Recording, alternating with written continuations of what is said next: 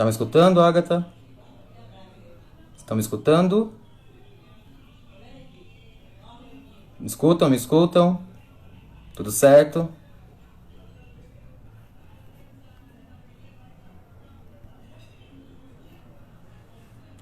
Tá, ótimo, que bom.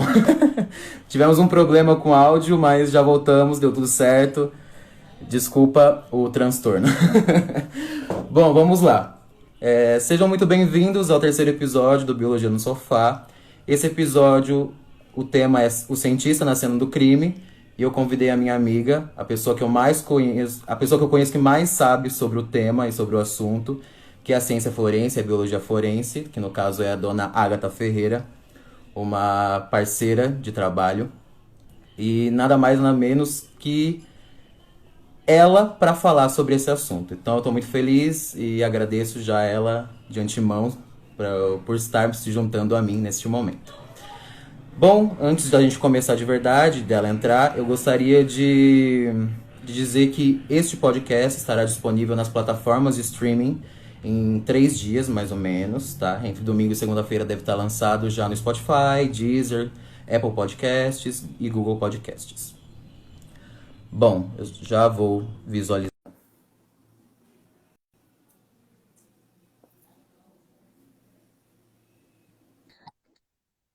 Tudo certo? Oi, Tá oi. escutando? Agora sim. Oi. Tem um pequeno transtorno, mas quando a coisa para ser boa, dá problema mesmo. Acontece. Então, Agatha, antes da gente começar, gostaria que você se apresentasse, falasse quem você é, seu trabalho, o que você gosta de fazer, o porquê de você ter escolhido essa profissão, que é no caso que você quer fazer futuramente. Enfim, diga, fica à vontade. Boa noite, gente. Nervosa de estar aqui. Muito feliz por ter recebido o convite. Bom, sou a Agatha de Almeida Ferreira. Algumas pessoas me conhecem, acho que outras pessoas que vão entrar na live não. Sejam bem-vindos. Eu faço ciências biológicas na Unisa. E desde os 12 anos, mais ou menos, que eu venho com essa vontade de querer ser perita criminal. E poucas pessoas perguntam isso, de por que você tem esse interesse, de onde veio isso. E, na verdade, desde pequena eu sempre tive muito interesse na ciência, na biologia como um todo. E sempre via CSI com a minha avó, desde pequena. Ou via Arquivo X com meu padrinho, ou com a Daniela, que foi minha professora. E isso me estimulou muito, porque eu comecei a ver que eu não via ao meu redor pessoas que queriam fazer justiça por pessoas que já morreram injustamente.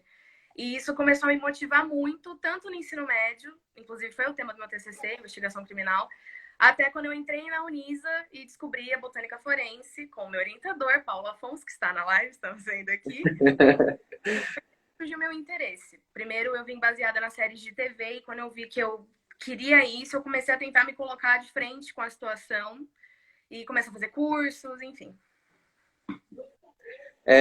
Teve uma coisa que a gente estava conversando, né, sobre as nossas pautas, e obviamente, né, temos que primeiro falar o que é ciência forense. Muitas pessoas não sabem o que é ciência forense, pode saber o que é um perito criminal, mas não exatamente o que ele faz ou qual é essa área, né? Você pode me dizer um pouquinho sobre isso?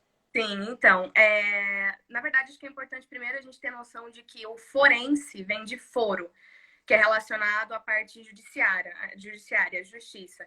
Então, a biologia forense é justamente o uso, a aplicação da biologia na justiça, por isso que é a biologia forense. E realmente, muitas pessoas falam assim: nossa, mas você vai fazer biologia? Será que você não tinha que fazer direito para ser perita criminal?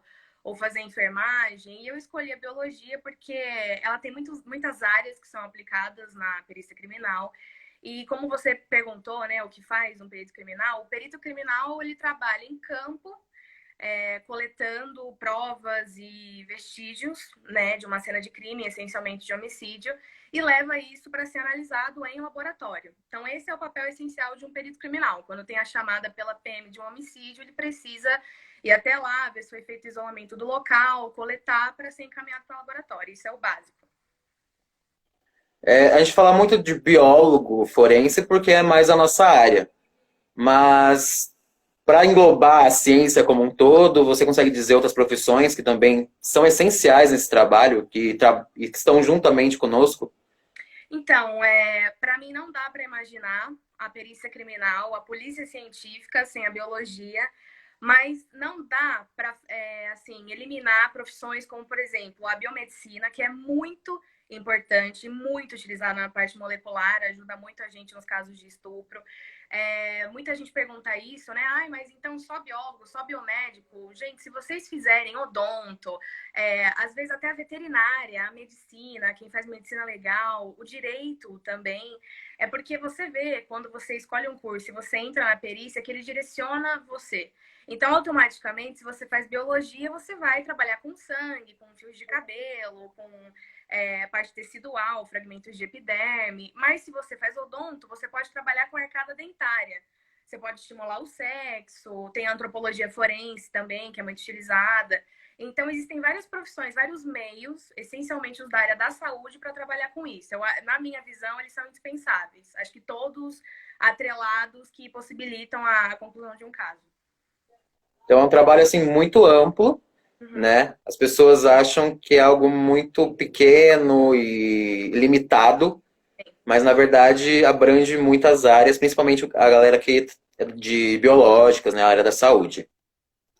Uma coisa que a Natália perguntou foi qual o maior desafio de entrar nessa área? Que Olha, imagino que são vários, né? não, eu tava pensando nisso antes da gente entrar na live, que eu tinha visto essa pergunta, né, da Nath, pensei assim, nossa, parando para analisar, é uma coisa extremamente complexa. Eu sei, e assim, eu me coloco nesse meio também. Muitas pessoas assistem CSI e falam assim, meu Deus, é isso. Eu quero essa tecnologia, eu quero trabalhar com isso, e não é totalmente assim. A gente tem que levar as coisas mais ao pé da letra mesmo, porque... qual foi a sua pergunta mesmo? Quais os desafios? Então, para mim, uma coisa que eu sempre falo e que sempre é perguntada para mim quando eu vou em algum curso é se você tem psicológico e se você tem estômago. Porque, assim, as pessoas pensam que você vai chegar na cena do crime, a pessoa acabou de morrer, que não vai ter odor, que não vai ter ferimento exposto, que não vai ter sangue, e vai ter isso. Pode ter e pode não ter. Não tem como a gente saber. Existe uma possibilidade muito alta de você chegar e o corpo estar em um estágio de putrefação com um odor muito intenso. Então, eu acho que assim, se você não tiver estômago, porque você não pode chegar lá e vomitar em cima do corpo ou na cena, porque é um local de crime. E você não pode também, vamos supor, isso é uma coisa que a gente ouve muito falar em casos de crianças que são assassinadas. Se você chega e vê uma criança que foi assassinada ou um senhor de idade, óbvio que isso vai abalar você psicologicamente. Só que você não pode começar a chorar e falar, não, eu tô abalada, eu vou ter que ir embora, depois eu volto. Não existe isso de depois eu volto, é na hora. Muitas coisas, se você não faz na hora, são levadas, entendeu? Então, assim, se chover, o próprio vento que bate leva uma evidência. Então, acho que os maiores desafios é você ter estômago psicológico e você se esforçar. Porque você tem que prestar um concurso público, você vai ter que passar pelo TAF, que é um exame físico. Então, você tem que ter uma aptidão física muito boa, você tem que saber que você vai trabalhar em plantão, vai ter aniversários que você não vai poder ir. Eu acho que é uma profissão que você abre mão de algumas coisas para fazer uma coisa maior, na minha opinião. O perito criminal, ele tem algum tipo de preparo psicológico para enfrentar esse tipo de situação ou Sim. Na tem que ter verdade, sangue frio, né? então, na verdade, eu acho que assim, primeiro que nem eu estava falando para vocês, tem a questão do TAF, de você fazer a prova, só que você tem que passar por um exame como se fosse um psicotécnico de autoescola. Porque eles vão analisar se você tem algum distúrbio mental, se você tem ansiedade, se você é muito emocional. Não que sejam coisas que barram. Se você souber controlar, tudo bem. Só que assim, a maior parte dos policiais que eu já conversei, ou peritos, todos passam por um psicólogo. Todos Uhum. terapia. Nesse meio você encontra de tudo. Tem as pessoas que vão ver uma cena de crime e tudo bem, volta para casa, come, dorme, não tem pesadelo, não abala.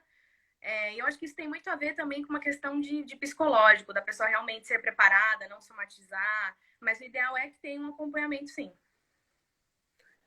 E acho que agora a gente pode trazer um pouco mais para a biologia, né? Quais são as áreas que são mais essenciais dentro da perícia, mas que seja envolvido com biologia? Talvez zoologia, botânica. Fala um pouquinho mais sobre cada cada segmento, né, da biologia dentro da perícia criminal. Tá. Na verdade, assim, quando eu comecei a fazer biologia, existe essa coisa de biologia forense. Então, é só fazer biologia forense? A biologia forense é como se ela abraçasse as áreas, não é uma coisa só. Porque na biologia forense, você vai ter a zoologia forense. Então, você pode utilizar isso muito contra crimes em relação a animais, por exemplo. E você vai ter a genética forense, que você vai ter que utilizar em casos de estupro, em casos de abuso sexual, no qual teve um homicídio em seguida. Você vai ter a botânica forense, que atualmente não é muito conhecida no Brasil, mesmo que tenha sido essencial em um dos casos que já já a gente vai falar. A palinologia forense, que é dentro da botânica, só para investigação relacionadas a grão de pólen, esporos. Então, é muito importante, só que é uma coisa que ainda não é muito estudada ou discutida. E acho que uma área que é muito forte, que a maior parte das pessoas escolhe quando entra na biologia forense, é a genética. A biologia molecular como um todo. Porque é o que você precisa de fato, além, obviamente, da papiloscopia e de uma série de outros fatores que são analisados, é o que você precisa para comprovar se foi uma pessoa ou não. Porque você está lidando com análise de DNA. E uma coisa que sempre é falada até nas séries de TV é que as digitais, elas são únicas. O seu DNA é único. Então, acho que não tem nada que prove mais quem foi o culpado por um homicídio do que a genética forense dentro da biologia. O Luiz Nali, né, o professor Luiz Nali, até perguntou para a gente, especialmente para você no caso, quais os principais desafios atuais atrelados à biologia molecular na solução de crimes.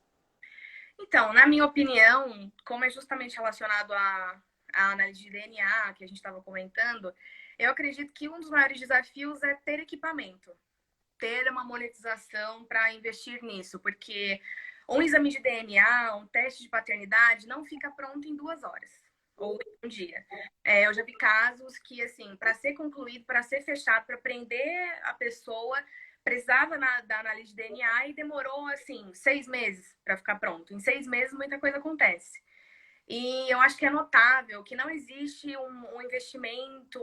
Assim, a gente tem tecnologia, obviamente, tem material, só que eu acho que nessa questão da genética ainda falta muito. É um investimento que os Estados Unidos, por exemplo, já faz muito. Então, eu acho que essa questão de exames que são mal analisados, que são mal coletados, ou você não ter o equipamento para analisar, não ter tantos laboratórios, ou até instituições assim para a polícia científica, é uma coisa que barra muito. Para mim, a questão financeira é o maior desafio. E a biologia molecular, a genética, enfim, ela começou a ser mais utilizada há pouco tempo, né, dentro da perícia. Porque antes muitos casos não eram solucionados graças à falta de tecnologias e de ciência relacionada à biologia molecular, enfim, para estudo de DNA, por exemplo.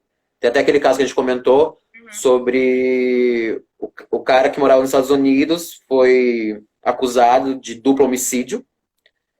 Só que ele sempre falava que era inocente, era inocente, era inocente.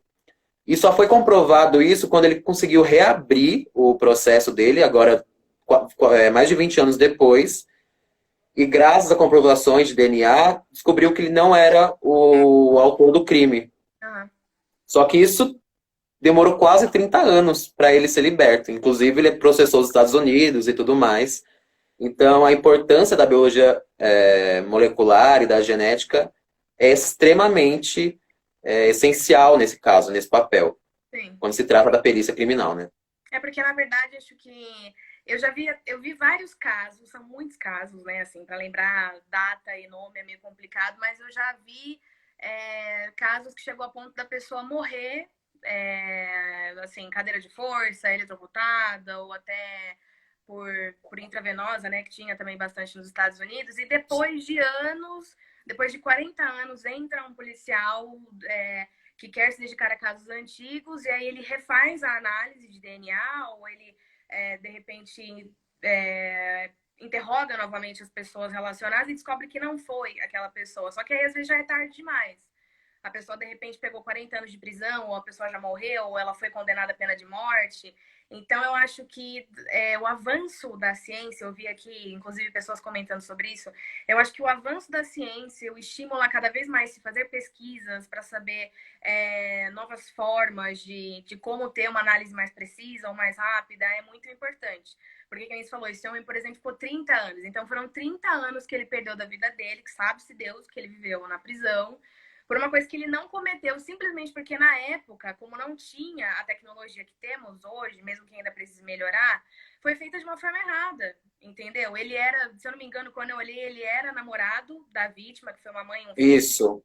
Ele era namorado da vítima e pelo fato dele ser namorado, ele foi visto como o primeiro suspeito. E isso acontece muito, assim, em casos, até no Brasil ou nos Estados Unidos. Já aconteceu um assassinato, é uma mulher, foi o namorado.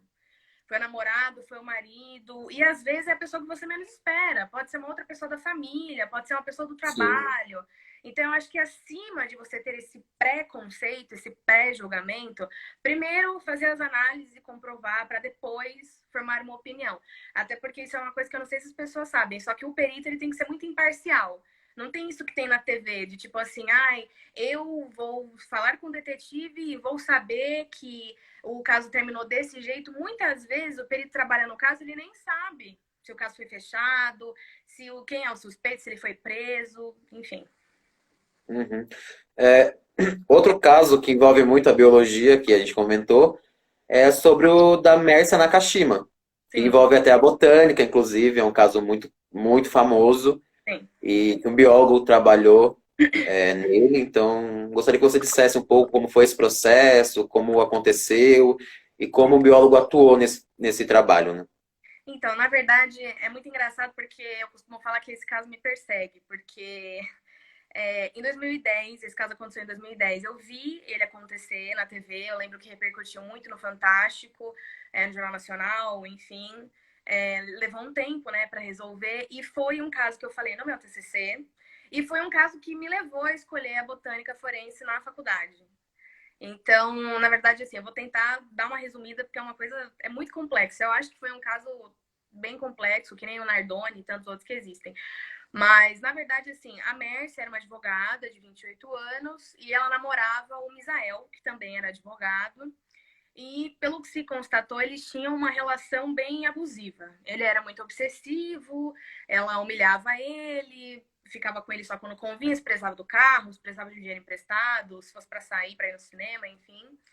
E foi um caso que foi triplamente qualificado por motivo torpe, por crueldade, por ele ter meios, né? Ele procurou uma forma detalhada de fazer o homicídio. E, na verdade, assim, os padrões sempre são analisados, né? Porque, tipo assim, ele saiu com ela na sexta-feira, levou no cinema, ela morreu em um domingo. Então, foi no cinema na sexta, no sábado comeram pizza, tiveram relação sexual, no domingo ela sumiu, de noite. E uma coisa que foi muito importante em termos de perícia é que ele não sabia que tinha um rastreador no carro dele. O carro dele foi rastreado, eles conseguiram constatar que o carro dele ficou parado em uma rua de terra perto da Nazaré Paulista, que é inclusive onde ela foi deixada, né? Por 3 horas. E ele não conseguia comprovar o que ele fez nas 3 horas. Ele teve a ajuda de um cara que era amigo dele, que é o Evandro. Ele tinha 6 celulares. O sexto celular era o celular que ele não entregou para a polícia, que a polícia não achava, que era uma linha telefônica que ele se comunicou com o Evandro para marcar o assassinato e que ele usou para falar com a Mércia, com a filha dele, enfim. E a gente começa a ver a importância da perícia, porque, na verdade, assim, quando eles foram no carro dela, né, para Nazaré Paulista, quando eles chegaram na represa, ela achou que eles iam namorar. Eles tinham o costume de ir para lá. Então, ela achou que eles fossem namorar e tal. E aí ele deu 2 tiros nela. Um tiro que acertou a mandíbula, que estourou a mandíbula dela, e um tiro no braço, porque eu acho que ela tentou se defender e pegou no braço. Depois ele saiu do carro, com a ajuda do Evandro, ele empurrou o carro para dentro da represa.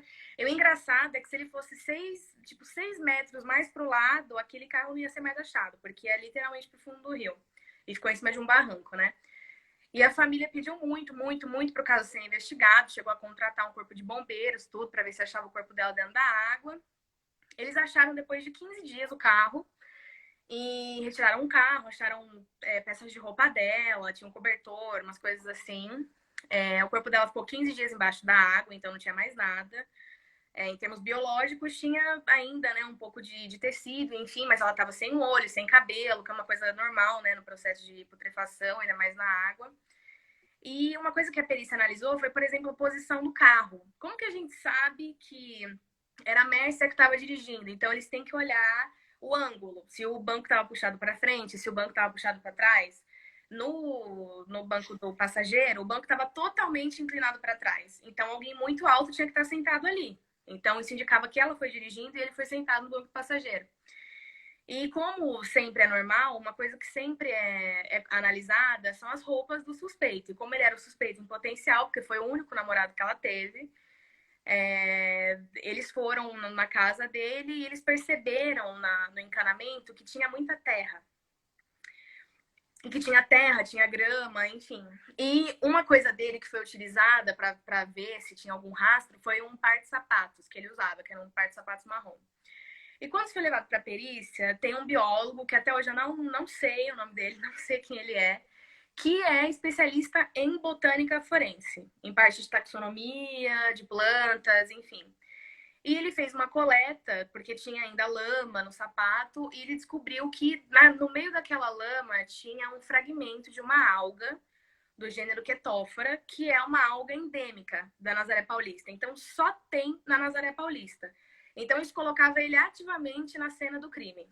Não tinha como falar que foi outra pessoa, porque é uma evidência biológica, porque foi um fragmento vegetal, que ele conseguiu, através da taxonomia, correndo chaves, enfim, que é muito importante, descobrir o gênero, descobrir a espécie e descobrir o endemismo. Por isso que eu sempre comento e comentei aqui com vocês que eu acho que é uma área que tem que ser mais incentivada. Porque se não fosse por isso, ele não teria sido preso. Ele pegou 20 anos de prisão. Então, é mais ou menos isso. É um caso bem complexo, na verdade, né? Muito. E bastou o conhecimento de uma alga, de um botânico, no caso, que já ajudou boa parte a ser resolvido, né? Então, é importante que mais pessoas se interessem pela área, não somente da botânica, mas de outras áreas que englobam a biologia e a ciência forense de uma forma geral, Sim. para ajudar a solucionar esses crimes, né? E eu vi umas pessoas comentando aqui sobre o que você quer fazer depois, terminar a faculdade, se quer fazer uma pós, enfim. Aí você já pode falar, inclusive, sobre como funcionam os cursos de graduação na área. Como que é no Brasil, como é no exterior, se tem ou se não tem, ou cursos paralelos, enfim. Tá. Então, tô fazendo bacharel, né? Tô no último ano do bacharel. E essa é uma pergunta que eu fiquei me fazendo por muito tempo, de, meu Deus, quando eu terminar a faculdade, eu faço uma pós, eu faço um intercâmbio, o que que eu faço, né? E, na verdade, assim, eu vi que existe, pelo IPBJ, que é um instituto ao lado de Ribeirão Preto, uma pós-graduação em biologia forense. Então, eu quero muito fazer essa pós-graduação. Eu vi que tem em Ribeirão Preto, que tem na Estácio e que tem no Rio de Janeiro, então ainda não sei onde eu vou fazer. E eu pretendo fazer essa pós. Ainda estou vendo para qual área que eu vou. Eu tenho muito interesse e muito amor pela botânica forense, então acho que é muito provável que eu me ligue a essa área de alguma forma. E em questão assim de graduação, não tem graduação aqui de biologia forense, tá? Não tem. O PA falou aqui, mestrado em taxonomia. Taxonomia. É muito possível ser influenciado para isso. Na verdade, assim, a Estácio, acho que foi uma das poucas faculdades que eu vi que oferecia esse curso de pós-graduação, que eu acho muito importante todas as faculdades terem, porque é uma coisa que se liga a todas as áreas da saúde, e é muito difícil de achar. E, inclusive, a gente tenta muito colocar isso na Unisa, né, através da Semana da Bio, sempre falando, ou do Você na Unisa também, né, sempre falando da biologia forense. E, assim, lá fora, que nem você perguntou, nos Estados Unidos, existem cursos da polícia, na própria polícia de Nova York, tem um curso na Flórida, que é justamente para você se ambientar com a profissão. Então, você sai a campo com as pessoas, mesmo que é uma coisa que não tem no Brasil. Não dá nem como estagiário para você entrar no carro de um perito criminal e falar, vamos lá, vamos para a cena do crime, eu quero ver como que vai ser. Isso não é permitido, a não ser que você trabalhe, já tenha passado no concurso, enfim. Então, eu pretendo realmente fazer um curso, uma pós em biologia forense, em um desses lugares que eu falei, é muito importante fazer cursos paralelos, então eu faço cursos de tipo assim, 8 horas, 10 horas, que eu faço pela Helix Curso, que é muito bom. Eu já fiz vários aqui em São Paulo, de psicologia criminal, da própria análise em local de crime. Eu já fiz uns 4 desses. Eu sempre faço mais porque eu acho que é um trabalho muito difícil, então quanto mais você souber, melhor. E eu vi uma pessoa perguntando aqui como levar isso a pessoas pobres, essas informações a pessoas que não têm acesso à internet. Na verdade, é o que eu acabei de comentar com você. Eu acho que falta muito por parte de, seja universidade ou escola, conversar sobre o tema. Milhares de pessoas morrem em São Paulo por ano, assim, é uma coisa que é uma taxa alta, querendo ou não, mensalmente, anualmente, não só em São Paulo, mas também nos Estados Unidos e em outros lugares do mundo. E é uma coisa que se é pouco estudada, ou se é estudada é por causa das séries de TV. Então, eu Sim. sou muito a favor e muito aberta, sempre falei isso, a levar isso para as escolas. Então, vamos fazer o que a gente está fazendo aqui. Vamos fazer uma live para falar sobre isso. Vamos ir em uma escola e fazer uma palestra em um dia da semana. Vamos tentar conversar com uma faculdade para colocar um curso. Podia ser uma matéria eletiva, de repente, entendeu? Então, é isso que eu acho. Já dá aquela indireta, né? Organiza! Mas é realmente importante, porque eu, por exemplo, só descobri sobre a biologia forense ou a ciência forense quando eu justamente entrei na faculdade. Porque antes eu sabia que era um perito criminal, mas não sabia o que ele fazia exatamente, ou o que era a ciência forense, o que significava forense, né? São termos e coisas que são importantes, mas que infelizmente não são ensinadas. Eu, no ensino médio, no ensino fundamental, não tive acesso a esse tipo de informação. Felizmente agora estou tendo e é por isso que justamente estou tentando transmitir isso para outras pessoas e te convidei. Você já falou um pouquinho sobre essa questão dos cursos de graduação, tanto no Brasil quanto no exterior, mas vamos falar também da cena no crime mesmo, tanto no Brasil quanto no exterior. Como é feito? Tem muita diferença? É questão de equipamento? É questão de verba? Como funciona tudo isso entre o Brasil e o exterior? Então, na verdade, acho que isso remete muito ao que a gente estava falando no começo, né? A gente vê muito. Eu sempre vou falar das séries de TV, gente, porque não tem como fugir delas em questão de exemplos, assim, para vocês. Mas, assim, eu não tive ainda o privilégio de conhecer os laboratórios da Polícia Científica, que fica lá no Butantã, que é a sede mesmo, né, da Polícia Científica. Mas, assim, por vídeos que eu vi, até no vídeo da Liga, que foi uma das indicações que eu dei aqui para vocês, parece que, assim, eles fazem o trabalho corretamente, existe material para isso, só que é o que eu falei, a gente ainda tem muito problema de demora em análise, ou às vezes falta pessoal por diversas crises que a gente tá tendo ainda no Brasil. Mas o que eu falo da questão de faltar um apoio financeiro que se compara aos Estados Unidos é porque lá você coleta uma digital e você joga no sistema de um jeito muito mais rápido. Com material, de repente com um produto, porque aqui existem vários tipos de pó para coletar uma digital em superfícies diferentes, né? Então lá não, lá eles têm uma máquina, um instrumento que eles saem, pode estar em qualquer lugar, que eles vão conseguir coletar, já vão analisar na hora. E aqui tem essa dinâmica de ter que passar lá, a digital nem sempre é perfeita, que nem a gente vê nas séries de TV, às vezes são digitais parciais. E é uma coisa que também vai demorar para ser analisada, se a pessoa não está no sistema, nunca foi presa, nunca foi multada, enfim, ou é indigente, não vai aparecer, a gente não vai conseguir saber quem é. Então, eu acho que essa comparação é muito feita, porque nos Estados Unidos eles abrem muito as portas. Eu dei uma pesquisada, eu vi que em quase todos os lugares tem na faculdade um curso de 5 anos para biologia forense, para quem quer ser um CSI, que lá eles chamam de CSI mesmo.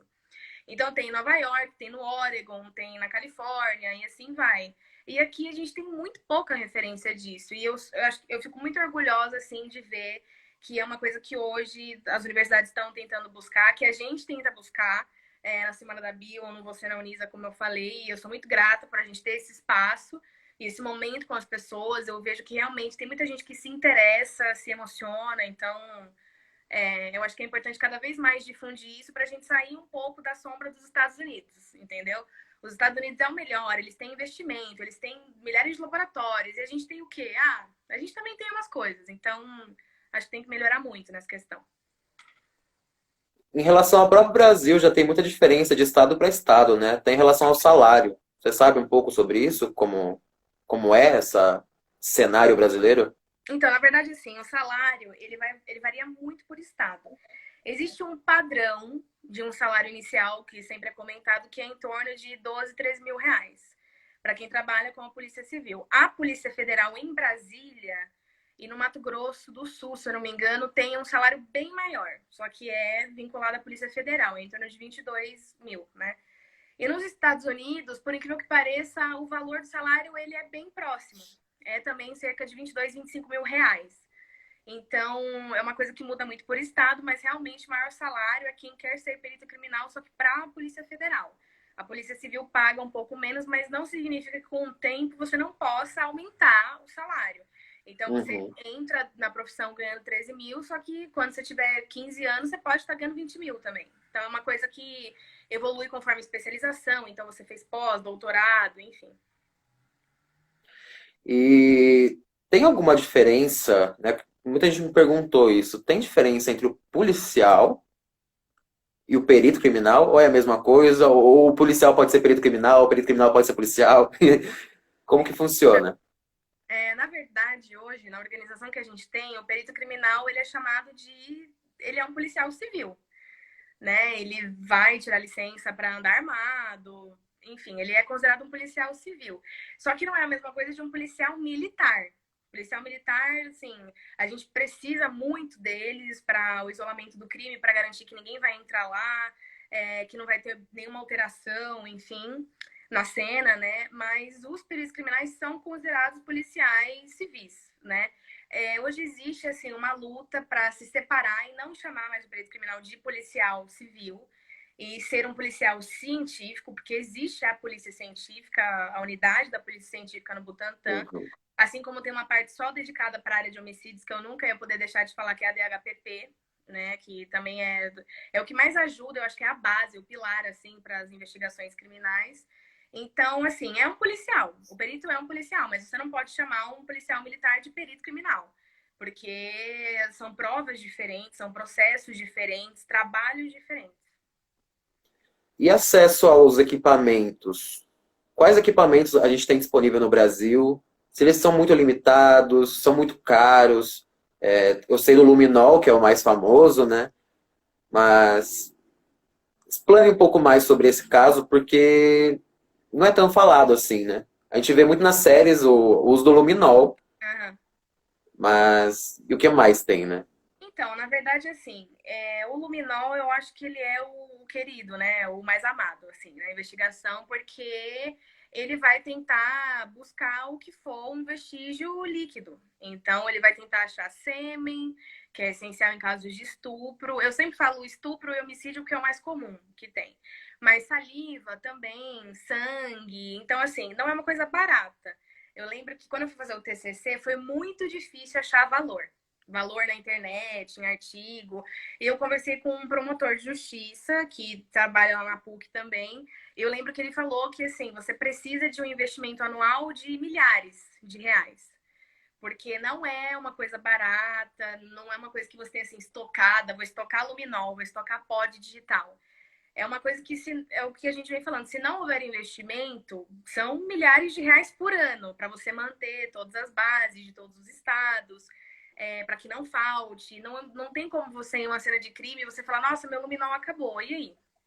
E se só tiver sangue, entendeu? E se você chega em uma cena de crime que foi limpada, foi mexida e não tem nada, e você fala assim, tá, eu vou ter que buscar então por vestígio de sangue, mas eu não tenho luminol, então você não busca. Então, Sim. eu acho que assim, eu acho que o que mais é utilizado é o luminol, é, os pós para retirar digital, porque eu acho que sangue digital sempre é procurado. O que for vestígio biológico em termos de fornecer DNA e uma digital, eu acho que é o que é mais utilizado mesmo. E tudo que você for utilizar para coleta, né? Então, os swaps, os cotonetes que eles usam, aqueles plásticos para envelopar, né, o vestígio, a maleta do perito em si, que vai ter tudo, então você precisa de tesoura, e assim, são coisas básicas. A gente está falando de investimento em milhares de reais para luminol, só que, por exemplo, se é um caso para uma pessoa que tem algum distúrbio mental e decidiu enrolar alguém em um arame, se você não tem um alicate, você faz o quê? Você tem que mexer no corpo, entendeu? Ou Sim. foi no meio de uma floresta Imagina um assassinato no Curucutu, por exemplo, de madrugada, às 3 da manhã. Se não tem uma lanterna, você não faz nada. A luva, que é uma coisa essencial, a máscara, que hoje é essencial em todos os sentidos, né? Então, eu acho que de qualquer forma tem um custo, seja esse material básico ou esses materiais mais. Só que a gente compara com os Estados Unidos porque é um investimento que eles fazem. Eles sabem que é milhares de dólares, só que eles fazem um investimento. E o biólogo forense ou perito criminal, enfim, é, é um trabalho solitário ou é mais em grupo? Porque quando, por exemplo, me falaram, olha, você falou do caso da Mércia. Aí falou só de um biólogo, mas ele trabalhou sozinho, ele decidiu isso sozinho, é um grupo, ou varia muito? Olha, eu acho que é muito difícil, pelo menos nunca ouvi falar de solidão no trabalho da polícia científica. Acho que de qualquer polícia, porque você vai. E isso a gente vê nas séries de TV também. Se você vai em uma cena de crime, tem um perito. Só que tem que ter um papiloscopista, que é uma pessoa específica para coletar o digital. Tem que ter um fotógrafo, porque ele precisa manter tudo anexado e arquivado. Tem que ter, dependendo da situação, um médico legista. Tem que ter o policial militar, que é quem isolou a cena do crime. Tem que ter um escrivão, porque ele vai ter que passar todas as informações que vão ser discutidas no júri. Tem que ter um delegado, dependendo da gravidade ou da situação do caso. Então, assim, nunca é um trabalho solitário. Quando você vai, normalmente no carro da perícia, vai o perito, o biólogo, que vai fazer a coleta em si, tem que ir um fotógrafo, às vezes precisa de apoio, então são vários carros da polícia militar ou vários carros da perícia, depende de quantos corpos estão no local, se tem acesso ao local, porque às vezes você precisa de bombeiro, por exemplo, né? Então, assim, são vários fatores, é o que eu falei. A perícia criminal é uma somatória de ajuda, e em laboratório também. Em laboratório não é você sozinho que analisa. A gente falou de um biólogo só. Eu lembro que quando eu fiz um curso, esse caso da Mércia Nakajima teve, tipo assim, uns 20 profissionais, uns 20 peritos trabalhando.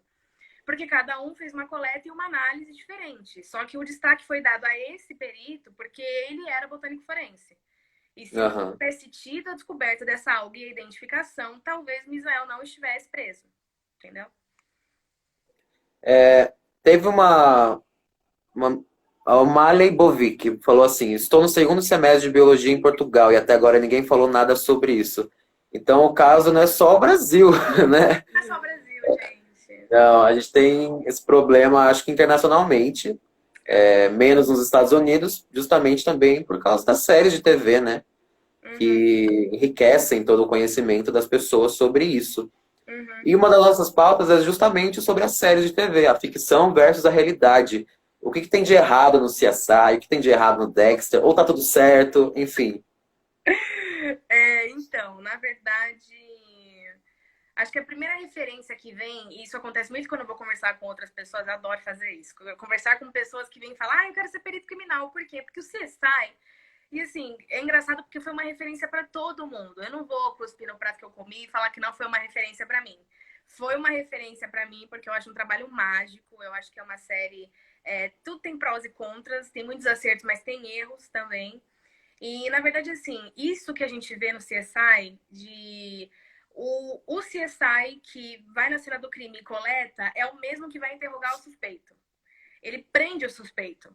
E ele analisa a analisa a evidência. Ele analisa a evidência. Então, assim, ele está fazendo um trabalho múltiplo, porque ele está agindo como perito, como policial civil, como detetive, como investigador, como delegado, como advogado.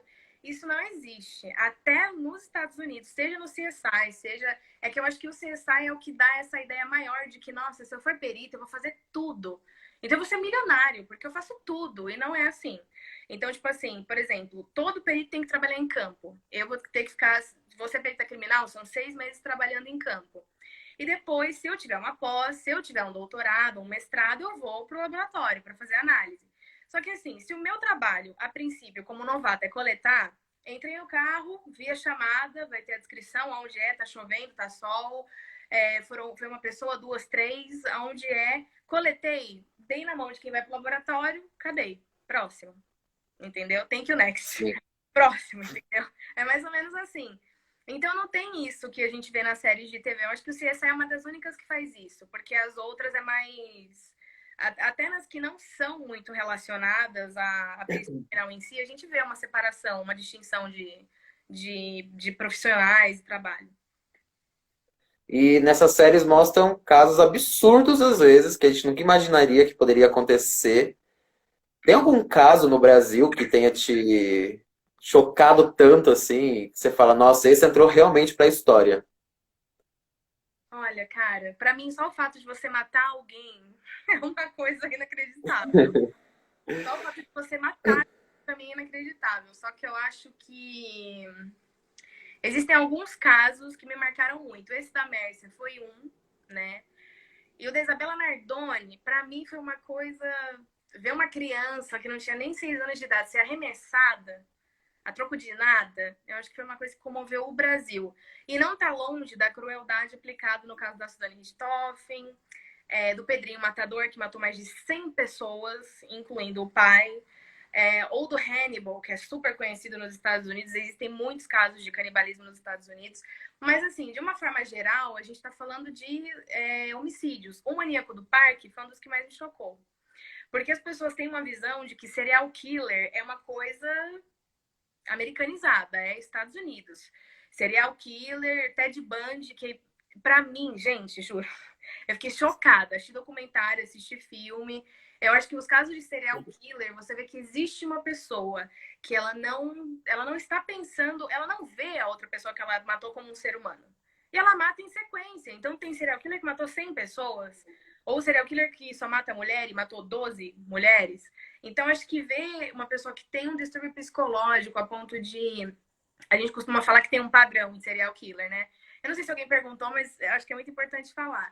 Então, existem indícios. Então, se ele é muito egocêntrico, que a gente classifica como sociopata, né? Quando ele é muito egocêntrico, ou se ele fazia xixi na cama, se ele torturava animais, e ver que, para ele, isso é o normal, enquanto para a gente o normal é não cometer um crime, para ele o normal é matar pessoas por uma frustração interna, para mim, os casos que mais me chocam são os de serial killer. No Brasil, acho que o do Maníaco do Parque eu fiquei muito chocada de ver que ele realmente, ele chegou a ser canibal também, ele comia parte das vítimas, ele cometia necrofilia, ele tinha relação com o corpo depois da morte, um corpo que estava há 15 dias em decomposição. E fora do Brasil, nos Estados Unidos, acho que o Ted Bundy. Para mim, acho que são os dois mais psicopatas, assim. Mais impactantes, né? É. A Diná tinha mandado uma pergunta até que engraçada pra gente. Sobre. Ah, cometi um crime. Nesse crime, sei lá, deixei um pedaço de cabelo sem querer. Só que pra prejudicar outra pessoa, peguei meu cabelo e coloquei na comida de outra pessoa, coloquei na roupa de outra pessoa. Aí, o que aconteceria? Como que solucionaria um caso desse? Então, eu lembro que ela tinha feito essa. Isso é uma coisa que acontece, tá, gente? Você matar alguém, colocar outra pessoa na cena do crime é uma coisa comum, assim, uma coisa até muito hollywoodiana. Isso de. Eu lembro que eu vi essa pergunta, que ela falou assim: ah, e se de repente eu decido cortar meu cabelo, eu vou doar. Aí vamos supor que a pessoa faz uma peruca, uma mulher. E essa mulher mata o marido dela. E ela deixou um fio de cabelo na cena do crime. Eu sou presa? Não, você não é presa. Primeiro porque, assim, eu acho que é o que eu falei pra vocês. Na medida do possível, tudo é analisado. Então, assim, só o fato de... primeiro, aquele cabelo que estava na cena do crime, ele foi arrancado? Ele ainda tem aquele bulbo capilar? Porque se ainda tem, é porque foi arrancado. Então, se foi arrancado, teve uma discussão. Então, se teve uma discussão, a pessoa que é suspeita tem alguma lesão? Tem algum indício nela que ela participou de uma discussão? Então, acho que assim, como tudo é analisado, é que nem isso tem muito a ver com pessoas que ultrapassam aquela linha amarela que a gente vê na cena do crime para tirar foto ou ver, porque a gente se impressiona, né? Então quer ver, quer olhar, quer ver o que aconteceu. E tem gente que às vezes pega nos objetos, então a arma tá no chão e o cara pega e fala: "Nossa, uma arma", e a digital dele ficou ali. Então, tudo isso é analisado. Se você deixou ali, provavelmente você vai ser chamado. Em questão de análise de DNA, biologia molecular, você vai ser chamado. vai ser contestado. Só que assim, como foi uma questão de repente, esse caso que ela falou, dei o cabelo pra fazer uma peruca, os caras vão procurar você, vão ver que você tem álibi, que você não tem ligação com a vítima, então você não vai ser presa. Se essa é a preocupação, gente, dou o cabelo pra fazer peruca que vocês não vão ser presos, não tem problema. Só não inventa de, numa cena do crime, pegar nas coisas, cuspir no chão, se cortar e jogar o sangue, porque aí realmente fica difícil defender. A arroba Drizesdrude perguntou uma coisa interessante. Eu queria saber se existe realmente a possibilidade de um crime perfeito. Ai, gente, essa pergunta me assombra. Foi uma coisa que eu discuti no TCC do ensino médio também. Na verdade, assim, isso é uma coisa que vai muito de opinião. Então, vou dar a minha opinião. Para mim, não, que nem o caso do Jack Estripador, acho que todo mundo já ouviu falar. Ele nunca foi pego. Ninguém sabe quem é.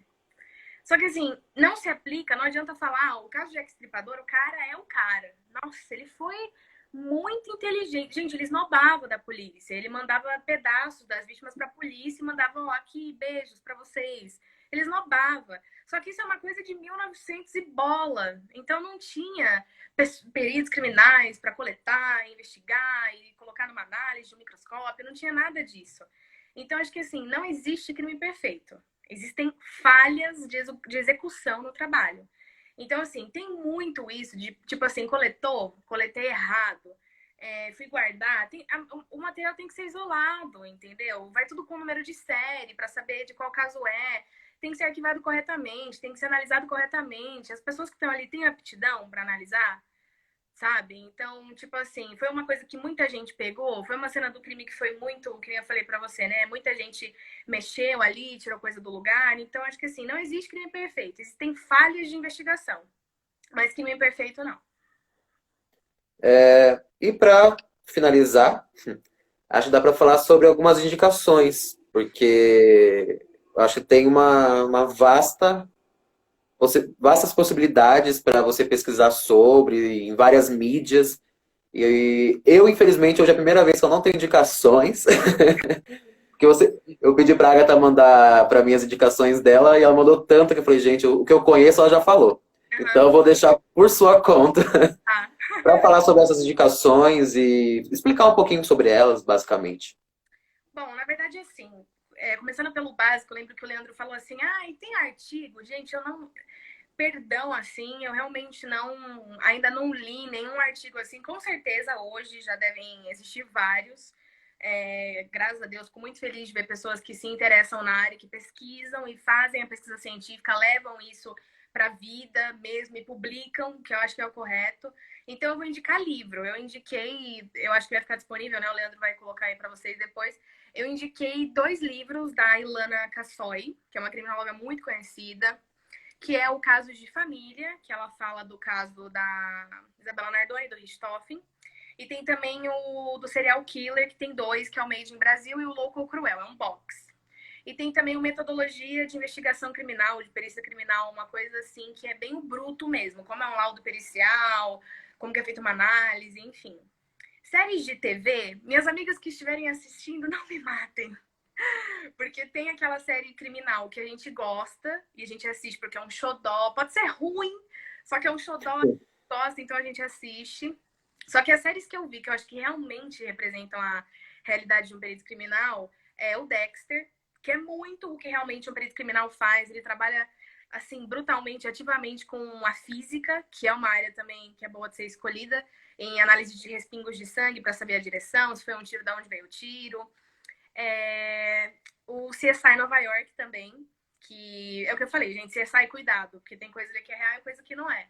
Então, o CSI Nova York, Bones, que aborda muito a biologia forense, a antropologia, a entomologia forense, que é muito importante em casos de deposição de ovos por insetos, mosca, né, por exemplo.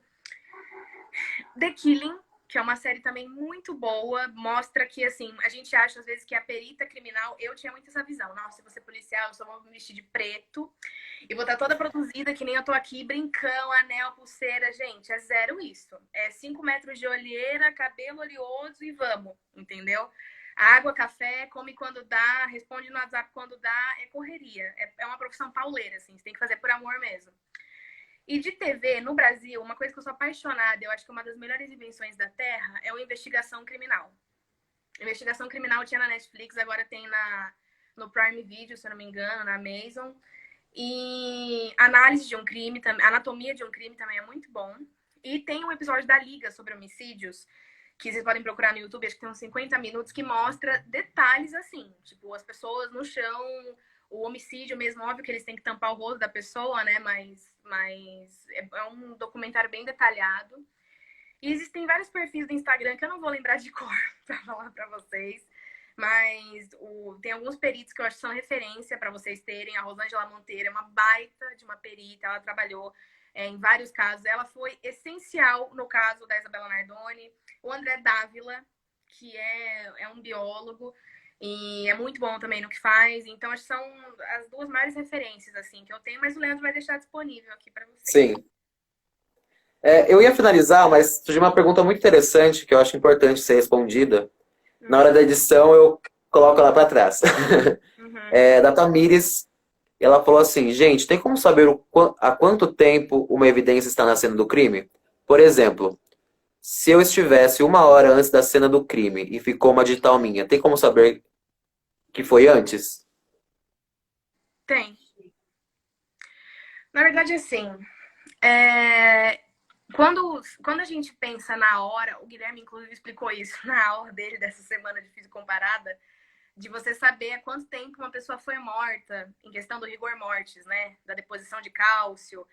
Se a pessoa foi morta de 3 a 4 horas, de madrugada, isso tem muito a ver com álibi, né? Para você provar se foi realmente você ou não, onde você estava. Mas, assim, para você saber há quanto tempo uma digital tá ali, primeiro que, assim, gente, saliva digital é quase uma coisa vitalícia, entendeu? Tá ali, depois de uma semana, se você for procurar com luminol, você vai achar, é o que acontece com caso de sangue, muito com caso de sangue, de esperma. As evidências biológicas, normalmente, elas se mantêm. É que você vai fazer para saber se, essencialmente, os vestígios biológicos, se eles estão ali há um certo tempo ou não, pelo tempo de morte estimada da vítima. Então, Uhum. eu sei que morreu 12 horas atrás. Então, os vestígios biológicos muito provavelmente estão desde 12 horas atrás. A não ser que, de repente, tenha um respingo de sangue que foi de uma discussão de 3 dias antes e tem um vizinho ou uma câmera para te falar que teve essa discussão, você conseguir ligar. Mas a digital é muito difícil saber, né? Porque não é que nem o sangue, assim, que são rastros que, pela questão de sumir ou não sumir com o tempo, já dá para saber. A digital é mais a questão, assim, de você levar em consideração a hora da morte da pessoa, da vítima, como eu falei, e saber se o local foi corretamente isolado ou não. Se a pessoa morreu vamos supor, 15 dias e ninguém entrou ali, a cena do crime ficou isolada 24 horas por dia, a digital tá lá desde o dia que a pessoa morreu. Entendeu? Se ela Uhum. morreu no dia 10 de maio, você encontrou no dia 20, a digital é do dia 10, se foi isolada. Se outras pessoas tiveram contato, vamos supor, um crime que acontece numa rua, gente, acidente de trânsito, a perícia trabalha também em acidente de trânsito. Aí o cara caiu de moto, estourou a cabeça, você vai olhar, pega no braço dele, pega na moto, pega. Então, assim, é muita digital de muita gente. Aí, nesse caso, pode ser realmente de outros dias. Então, acho que é isso. Gostaria de agradecer pela sua presença e por todo o conhecimento que você passou para a gente. Fico muito feliz e agradeço eternamente. Quer dizer alguma coisa para finalizar? Gente, eu queria muito, rapidamente, assim, agradecer primeiro o convite que foi feito. É a minha primeira live, eu nunca fiz live na vida. E é uma coisa que eu admiro muito, as pessoas que trabalham nessa área, admiro muito a minha escolha, agradeço muito o apoio dos meus amigos, da minha família, por eu ter sido abraçada na faculdade, pelo meu orientador, que eu fiquei muito feliz de ver aqui na live, pelos meus professores, pelos meus amigos da escola, pelos meus amigos da faculdade, pela minha família. Sempre tive o apoio dos meus padrinhos, da minha mãe, dos meus primos, da minha prima, de todo mundo. Não dá para falar o nome de todo mundo aqui. Muito por vocês sempre terem me apoiado, me incentivado para eu poder estar aqui hoje com o Leandro nessa pandemia. Inclusive, espero que todos estejam se cuidando devidamente. A gente precisa passar por isso. E pedir Fique para em casa. que cada vez mais vocês apoiem e vocês se interessem por essa área. Eu já tive pessoa assassinada na família. Eu acho que todas as mortes, no geral, são muito tristes e graves. Mas a gente precisa fazer justiça pelos outros, sempre. Seja um caso de homicídio ou não. Então, não abandonem a biologia forense. Vocês não precisam trabalhar com isso, mas incentivem, dê amor e apoio a quem quer trabalhar com isso, da mesma forma que eu recebi. Porque a gente precisa, assim, batalhar para que as pessoas corruptas, para que as pessoas ruins, assim, vão para a cadeia, entendeu? É isso. Sim. Obrigada, gente. Obrigado. Sigam a Agatha, @Agatha, _ Ferreira. Siga o @Biologia no Sofá, tanto no Instagram quanto no Twitter também. Se você quiser me enviar um e-mail falando algum caso, qualquer reclamação, parceria, enfim, é biologianosofá@gmail.com. E qualquer dúvida é só acessar o link na bio e me mandar também um direct. Muito obrigado a todos. Fiquem em casa e beijos. Até a próxima. Gente, obrigada. Tchau, tchau.